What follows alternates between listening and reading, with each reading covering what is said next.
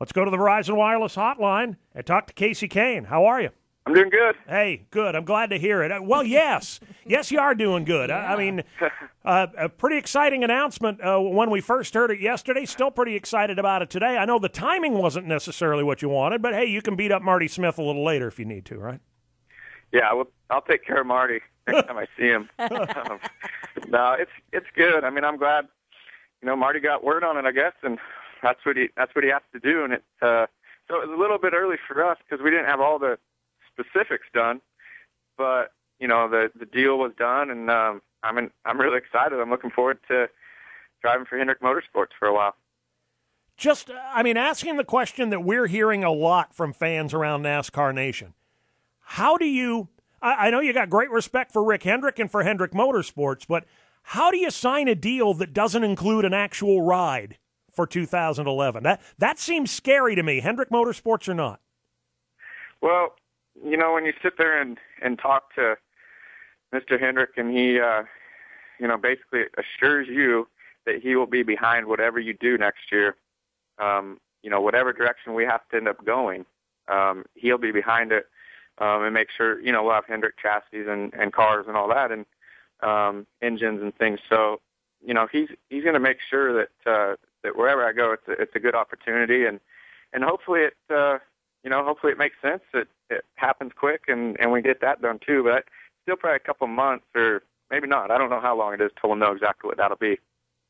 A lot of people are hearkening back to however long ago it was when you were being asked about your future, and I know us media types have been hounding you about that really since the start of the season, or actually even last season.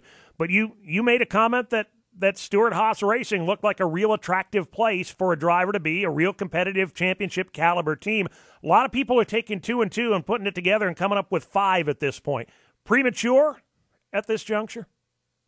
Yeah, I don't know. I'm, just really leaving that up to Rick Hendrick and the guys to decide what happens there. But when I was going around, looking at my options and thinking about everything, I went to Stewart-Haas and RCR and Michael Waltrip Racing and Joe Gibbs Racing and all those places, and there's some really, really neat places and good people work at them, and it was nice. I mean, it was pretty awesome to see that side of it. I'd never seen it before, so definitely some great teams out there, and I just ended up going with Hendrick Motorsports, so we'll see what happens. We've talked in the past to drivers who have been in kind of the same situation as you, in the final year, the up year of their contract, and have kind of tested the waters, and every one of them seemed to say, it was really humbling and made you feel pretty good how much interest was out there among teams. I got a feeling it was probably the same for you, because I'm sure any team worth a fig was probably calling you at that point, weren't they? Yeah, it was really neat to get to meet some of these owners, and I know them all, but to be able to sit down and talk to them and stuff, I really enjoyed it and learned a lot about it. But so yes, I mean it was a pretty neat situation I was in. I'd never been in it before, so it was nice to do that. It was also nice to get it out of the way. There's been questions about what I'm going to do, where will I go, for months now.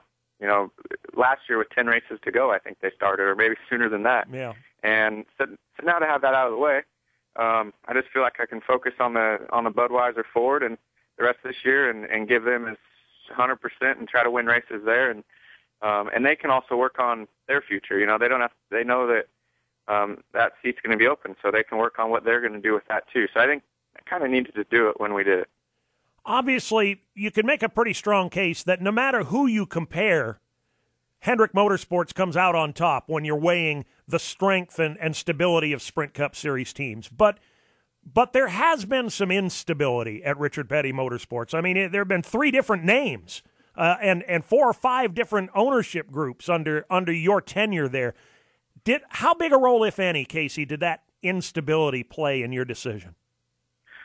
Well, I mean, I've learned a lot, over the last few years with a lot of the instability there, and I've felt like I've learned a lot. So I think it's, sometimes you may not be in the exact situation you want, but if you focus hard and work and try to learn from it, then it's not a bad thing. And I'm glad that what I've done, where I've been and what I've been able to do there, and I don't think we're done yet. So I think we have some good stuff to come here this year, and but yeah, I mean, it's definitely been unstable at times, and I think you look at Hendrick Motorsports and some of the other teams, and they're pretty stable teams. You've made it clear that there's a certain element of relief in being able to have this out there and just not have to cover anything up, not have to sneak around, not have to dodge any questions. Is there still a little bit of anxiety left in it, though, Kasey? Because I guess until you really know where you're going to be, you don't know where you're going to be. I wonder on that a little bit, but Mr. Hendrick gave me his word, and I feel like I'm going to be in a good position wherever it is. And then you just have to look at your future at the same time, and you just don't sign a 1-year deal with somewhere or do something like that. So I felt like for my future, looking 5 years out, that's the place I want to be, and I had that opportunity.